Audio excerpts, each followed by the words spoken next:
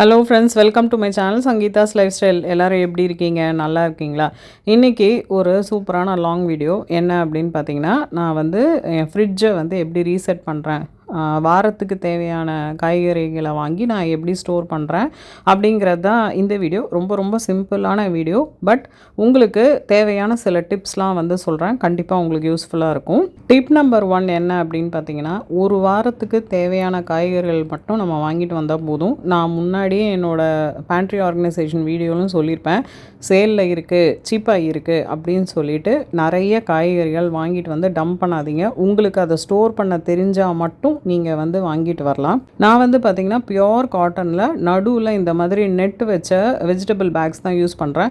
இது வந்து ஆல்மோஸ்ட் நான் 6-7 இயர்ஸாக யூஸ் பண்ணுறேன். எனக்கு எந்த பிரச்சனையும் இல்லை. ஒரு வாரத்துக்கு தான் வாங்குகிறேன் அப்படிங்கிறதுனால காய்கறி சுருங்கி போகிறதோ இல்லை அழுகி போகிறதோ இதில் எதுவுமே கிடையாது. ஏன்னா வெஜிடபிள்ஸில் இருக்கிற மாய்ஸ்சர் வந்து ஃப்ரிட்ஜு கொடுக்கும்.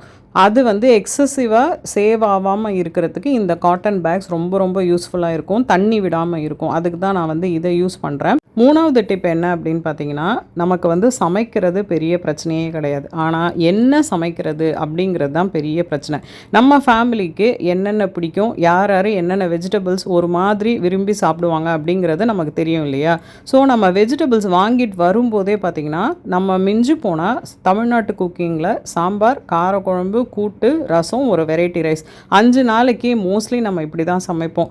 அதுக்கு மேட்சிங்காக என்னென்ன வெஜிடபிள்ஸ், இப்போ முள்ளங்கி சாம்பார் வைக்கிறோம் அப்படின்னா ஒரு உருளைக்கிழங்கு ஃப்ரை பண்ணுவோம், இல்லை பீட்ரூட் பொரியல் பண்ணுறோம் அப்படின்னா ஒரு காரக்குழம்பு பண்ணுவோம். இந்த மாதிரி நம்ம மைண்டில் ஒரு மாதிரி யோசித்து வாங்கிட்டு வரும்போதே அதுக்கேற்ற மாதிரி வாங்கிட்டு வந்துட்டோம் அப்படின்னா நம்ம இதோட இது பேர் பண்ணி சமைக்கிறதுக்கு ரொம்ப ரொம்ப யூஸ்ஃபுல்லாக இருக்கும். மென்டலி நமக்கு வந்து நிறைய ஸ்ட்ரெஸ் வந்து சேவ் ஆகும். என்ன சமைக்கிறதுன்னு யோசிக்க வேணாம். ஃப்ரிட்ஜில் நம்ம இதெல்லாம் இருக்குது அப்படிங்கிறத பார்த்தாவே நமக்கு வந்து மைண்டு வந்து கொஞ்சம் பீஸ்ஃபுல்லாக இருக்கும். அடுத்த டிப் என்ன அப்படின்னு பார்த்தீங்கன்னா, எந்தெந்த பொருளை ஃப்ரிட்ஜில் வைக்கணும், எந்தெந்த பொருளை ஃப்ரிட்ஜில் வைக்கக்கூடாது. இது வந்து ரொம்ப கான்ட்ரவர்ஷியல் டாபிக், நிறைய பேசுகிறதுக்கும் இருக்குது. ஆனால் நான் சிம்பிளாக சொல்கிறேன். அந்தந்த ஊர் தட்ப வெப்பம். இப்போ சென்னையில் நான் இருக்கேன்றதுனால எனக்கு இங்கே வெயில் ஜாஸ்தி. எவ்வளோ சீக்கிரம் காய்கறிகள் ஸ்பாயில் ஆகும் அப்படிங்கிறது இத்தனை வருஷத்தில் நம்ம சமைக்கும்போது ஓரளவுக்கு நமக்கு தெரியும். அந்த மாதிரி விஷயத்தை மட்டும் நம்ம ஃப்ரிட்ஜில் வச்சுக்கலாம். இப்போ தக்காளி மாதிரி வெங்காயம், பூண்டு, இஞ்சி, உருளைக்கிழங்கு இந்த மாதிரி ஐட்டம்ஸ்லாம் நம்ம தாராளமாக வெளியே ஸ்டோர் பண்ணலாம். ஃப்ரூட்ஸ் வந்து உங்கள் பக்கத்தில் கடைகள் இல்லை, நம்ம தூரமாக போய் வாங்கிட்டு வரணும் அப்படின்னா மட்டும் நம்ம ஃப்ரிட்ஜில் வைக்கலாம். பக்கத்தில் கடை இருக்குது அப்படின்னும் போது நம்ம ஃப்ரெஷ்ஷாக வாங்கி பண்ணிக்கிறது நல்லது. அடுத்து மீல் பிளானிங் வந்து பார்த்திங்கன்னா, நான் முன்னாடியெல்லாம் ரொம்ப நிறைய பிளான் போடுவேன். டெய்லி இது தான் சமைக்கணும், அப்படி தான் சமைக்கணும் அப்படின்னு சொல்லிட்டு லிஸ்ட்லாம் போட்டு ஒரு 5 வருஷம் முன்னாடி என் வீடியோஸ் பார்த்திங்கன்னா உங்களுக்கே தெரியும். இப்போ வந்து அந்த மாதிரிலாம் இல்லை. மோஸ்ட்லி பார்த்திங்கன்னா வீட்டில் இருக்கவங்களுக்கு என்ன பிடிக்கும் அப்படிங்கிறத கேட்டு ஒரு ஓவரால் கவரேஜ், நமக்கு வாரத்துக்கு என்ன தேவைப்படும் அப்படிங்கிறத மட்டும் நான் மீல் பிளானும் மீல் ப்ரெப்பும் பண்ணி வச்சுக்கிறேன். ஸோ இப்போ எக்ஸாம்பிளுக்கு பார்த்திங்கன்னா, தயிர் வந்து நமக்கு கண்டிப்பாக தேவைப்படும். இந்த தயிர் இந்த ஜாடியில் இருக்கிறது பார்த்திங்கன்னா எங்களுக்கு ஒரு 3 நாளைக்கு வரும். 3 நாளைக்கு அப்புறம் நான் மறுபடியும் உரைக்கு ஊற்றி வச்சுப்பேன். ஸோ இந்த மாதிரி சில பேசிக் திங்ஸ் மட்டும் நான் ப்ரிப் பண்ணி வச்சுப்பேன். அது என்னென்ன அப்படின்னு சொல்லிட்டு நம்ம அடுத்தடுத்து பார்க்கலாம் வாங்க. இப்போ தயிர் பார்த்திங்கன்னா சூப்பராக ரெடி ஆயிடுச்சு. எங்களுக்கு ஒரு 3 நாளைக்கு எந்த பிரச்சனையும் இல்லை. மோர், தயிர் சாதம், ரைத்தா இந்த மாதிரி பண்ணுறதுக்கெலாம் எங்களுக்கு ரொம்ப ரொம்ப யூஸ்ஃபுல்லாக இருக்கும். ஸோ இது வந்து நம்ம ஃப்ரிட்ஜில் வச்சிடலாம். அடுத்து வந்து பார்த்திங்கன்னா கருவேப்பிலையை வச்சு கருவேப்பிலை பொடி, இட்லி பொடி, இது எல்லாத்துலேயும் நான் வந்து இந்த காஞ்ச கருவேப்பிலை யூஸ் பண்ணியிருப்பேன். அதுக்கு நான் வந்து இதை ஃபஸ்ட்டு ப்ரிப்பேர் பண்ணிக்கிட்டு இருக்கேன். அடுத்து பார்த்திங்கன்னா இந்த சுண்டல் வகைகள் என்னோட 6 வருஷம் முன்னாடி வீடியோவை பார்த்தீங்கனாலும் இது வந்து கண்டிப்பாக இருக்கும். நான் வந்து பார்த்திங்கன்னா வாரத்துக்கு 2 முறை இந்த மாதிரி சுண்டலை வந்து ஸ்டோர் பண்ணி வச்சுப்பேன். நாங்கள் வந்து நிறைய நான்வெஜ் சாப்பிட்றது இல்லை, எக்கு மட்டும்தான். ஸோ சுண்டல் வந்து கண்டிப்பான ஒரு ப்ரோட்டீன் சோர்ஸுன்றதுனால இதை நல்லா ஊற வச்சு நல்லா வாஷ் பண்ணிவிட்டு அதுக்கப்புறம் ஆற வச்சுட்டு நம்ம வந்து ஃப்ரிட்ஜில் எடுத்து வச்சுக்கிறது நமக்கு அப்பப்போ சுண்டல், குருமா இந்த மாதிரி எந்த வெரைட்டினாலும் செய்கிறதுக்கு ரொம்ப யூஸ்ஃபுல்லாக இருக்கும். நெக்ஸ்ட்டு ரொம்ப முக்கியமான டிப்புங்க, இந்த துணி பார்த்திங்கன்னா காடா துணி இல்லை மல்லு துணின்னு சொல்லிட்டு எந்த துணி கடையிலையும் போய் கேட்டிங்கன்னா கிடைக்கும். 1 மீட்டர் வந்து 50 ரூபா தான். இதை நம்ம வாங்கிட்டு வந்து நல்லா சோப் போட்டு துவைச்சி காய வச்சோம்னா இந்த மாதிரி சாஃப்டான கிளாத் ஆகிடும். இதை நம்ம வந்து டிஷ்யூ பேப்பருக்கு பதிலாக எல்லா இடத்துலையும் யூஸ் பண்ணலாம். இந்த துணியை நான் யூஸ் பண்ணணும்னு சொல்கிறதுக்கு 2 ரீசன் இருக்குது. ஒன்று வந்து பார்த்திங்கன்னா காஸ்ட்டு. ஒரு டிஷ்யூ பேப்பரோட விலை வந்து 10 பைசா அந்த கணக்கில் வருது. நம்ம அதை யூஸ் பண்ணிவிட்டு தூக்கி தான் போடுவோம், திருப்பி யூஸ் பண்ண மாட்டோம். வேற இந்த துணியை பார்த்திங்கன்னா நம்ம துவைச்சி எத்தனை முறை வேணாலும் யூஸ் பண்ணிக்கலாம். கணக்கு போட்டு பார்க்கும்போது இதுதான் நமக்கு ரொம்ப காஸ்ட் எஃபெக்டிவான விஷயம். 10 பைசா தானே அப்படின்னு சொல்லிட்டு நம்ம யோசிச்சோன்னா, 2வது ரீசன் பார்த்திங்கன்னா, நம்ம பூமிக்கு டிஷ்யூ பேப்பர் வந்து முதல் எதிரி. இது பற்றி நிறைய வீடியோஸ் வந்து யூடியூப்பில் இருக்கும், நீங்கள் வேணால் செக் பண்ணி பாருங்கள். டிஷ்யூ பேப்பர் வந்து மரத்தை கட் பண்ணி தான் செய்கிறாங்க. அதை நம்ம அவாய்ட் பண்ணுறது ரொம்ப ரொம்ப நல்லது. இப்போ வார் அது இதுன்னு போய்கிட்டு இருக்கிறதுனால உலகம் எங்கே போகுதுன்னே தெரியல.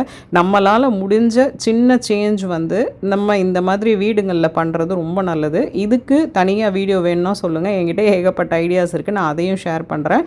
இப்போ இந்த கண்டெய்னருக்கு ஏற்ற மாதிரி நான் அந்த துணியை கட் பண்ணி எல்லாத்துக்கும் நான் போட்டு வச்சிட்டேன். துணி வந்து ரொம்ப சாஃப்டாக நல்லா இருக்குன்றதுனால இந்த காய்கறி இந்த மாதிரி எந்த பொருள்லேருந்தும் நமக்கு வர தண்ணியை அது இழுத்து வச்சுக்கும், பொருள் கெட்டு போகிற மாதிரி வைக்காது. சைக்கிள் கேப்பில் மினிமலிசம் டிப் ஒன்று சொல்லிக்கிறேன். நிறைய பேரோட மினிமலிசம் ஐடியா என்ன அப்படின்னு பார்த்தீங்கன்னா, பொருளே வாங்கக்கூடாது, நிறைய பொருள் செலவு பண்ணி நிறைய காசு செலவு பண்ணி எதுவுமே வாங்கக்கூடாது அப்படின்னு நினைக்கிறீங்க. ஆக்சுவலி அது கரெக்ட் தான். ஆனால் இன்னொரு முக்கியமான விஷயம் என்னன்னு பார்த்தீங்கன்னா, நம்ம வந்து சிக்கனமாகவும் தேவையா அப்படின்றத ஒரு பக்கம் யோசித்து நம்ம செலவு பண்ணாவே அதுவே வந்து நமக்கு பெரிய மினிமலிசம் தான். ஸோ இப்போ ஃப்ரிட்ஜ் நான் ரீஸ்டாக் பண்ணுறேன் அப்படின்னா, நிறைய பொருள், அதாவது நமக்கு தேவையில்லாத பொருள் எதுவுமே வாங்கிட்டு வந்து வைக்காமல் நம்ம குடும்பத்துக்கு என்ன வேணும் அப்படிங்கிறத நம்ம தாட்ஃபுல்லாக கரெக்டாக யோசித்து வேலை செஞ்சோம் அப்படின்னாவே நம்ம நிறைய விஷயங்கள் சேவ் பண்ணலாம்.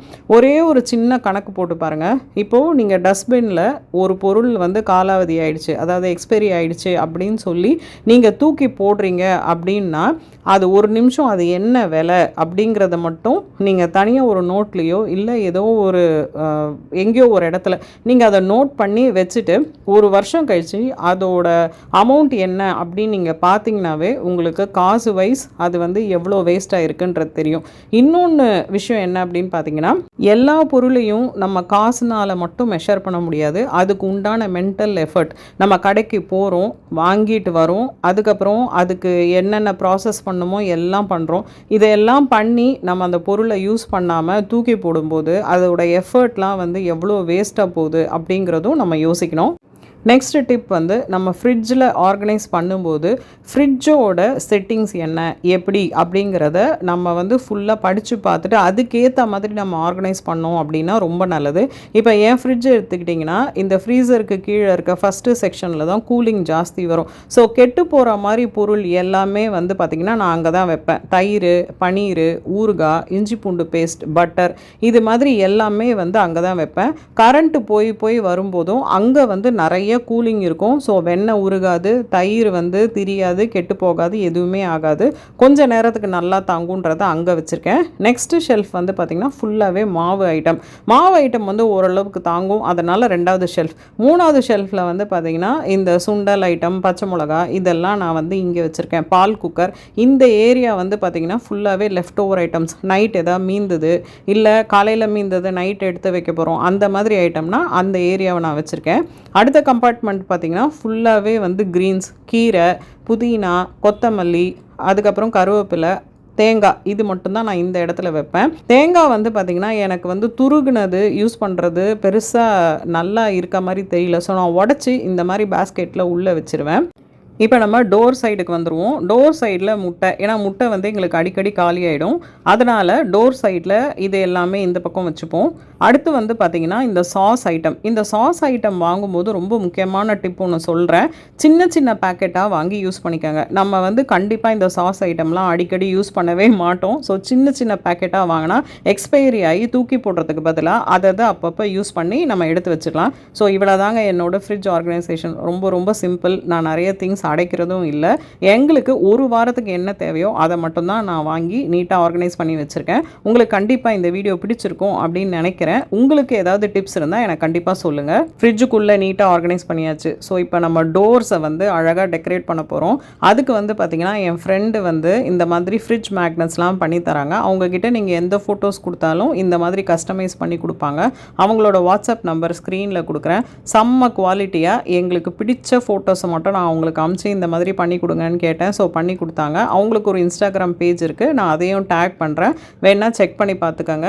ஸோ இந்த மேக்னெட்ஸ் வச்சு நான் அழகாக என்னோடய ஃப்ரிட்ஜ் டோரை டெக்கரேட் பண்ண போகிறேன். நாங்கள் வந்து பெருசாக வெளிநாடெல்லாம் ட்ராவல் பண்ணுறது இல்லை ஃப்ரெண்ட்ஸ், தமிழ்நாட்டுக்குள்ளேயே தான் சுற்றி சுற்றி வந்துட்டுருப்போம். யாராவது வெளிநாடு போயிட்டு வந்து இந்த மாதிரி மேக்னெட்ஸ் கொடுத்தாங்கன்னா நான் வந்து ஆசையாக அதை வாங்கி ஒட்டி வச்சுப்பேன்.